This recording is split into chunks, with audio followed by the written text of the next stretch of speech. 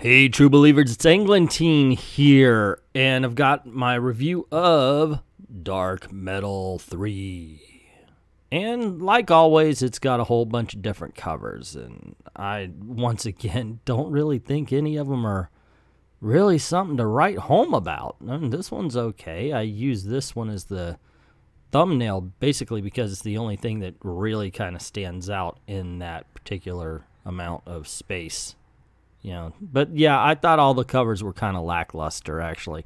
Hopefully the fourth issue will do better.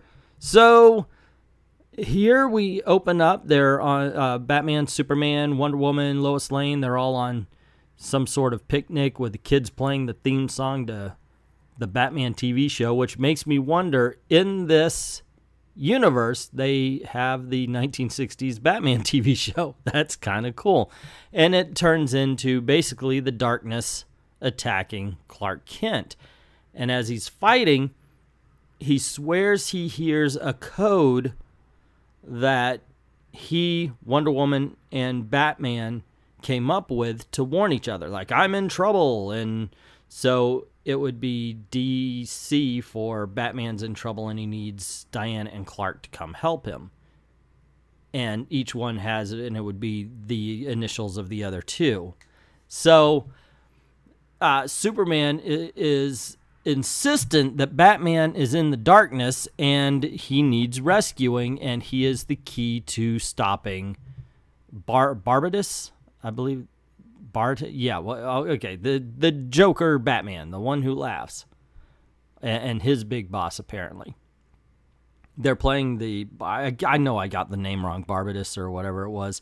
I know I got it wrong. I know I'm going to get hammered in the comments, but he seems to be the Sauron of the group there. And so, like I said, we get this huge fight in the darkness. Of course, you know, everything's looking bleak, and then, like all the other heroes we've been seeing, Dr. Fate comes along and rescues Superman, and he sees the rest of the group, and that's when they decide to start making plans on what to do to actually defeat these creatures of darkness. Right away, the horror elements of this story kick in, and it just takes off. I mean, it is amazing, the atmosphere of these books. And it's more so amazing that they're doing this with superheroes. They're doing this entire thing with basically, you know, people in bright-ass costumes.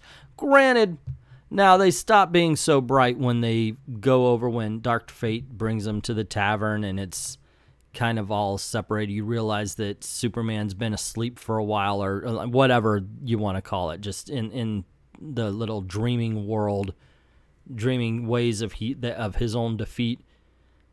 But it's amazing that they can accomplish this. And you could tell the writers are having fun.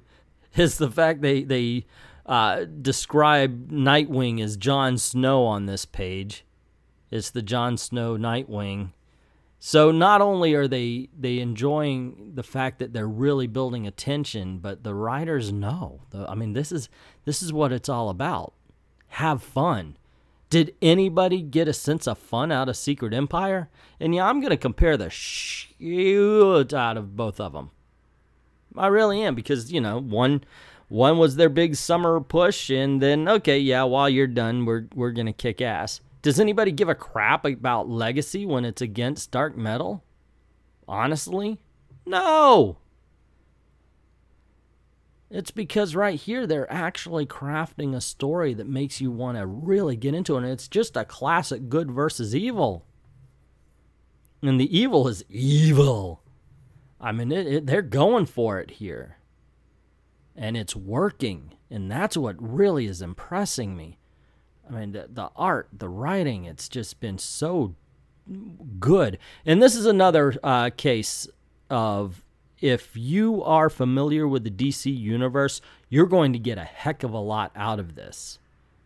I mean, I think this is good for anybody, but if you are well-scholared in DC Comics, you just get that extra bit, that just an extra little amount out of the story that others won't. And I mean, not just basically the characters and how you know them, the side characters, the worlds they're going to, the places they're at. You realize, oh, okay, well, this is the home world of, and it just makes it that much better. And while this one is just showing you exactly how bleak things are, exactly how helpless everybody is against the evil, that's basically this part. It's the middle. It has to get darkest before the dawn. And here we're showing that what they thought the plan was is not quite what they thought the bad guys had. The plan that the bad guys had was not exactly what they thought it was. Now, they also brought in the towers that harness dark energy from Crisis on Infinite Earths. I thought that was an excellent touch. But that's the kind of thing I'm saying, you know, like if you know about Crisis, then, you know, you're just going to get that much more out of it. Now, I haven't read the 52, so I don't know if it was brought in during that, but that's where I knew it from. And, you know, and that's why I was like, oh, man, I wonder how much they're going to bring in, because it really seems like they're trying to touch on everything in the DC universe for this story.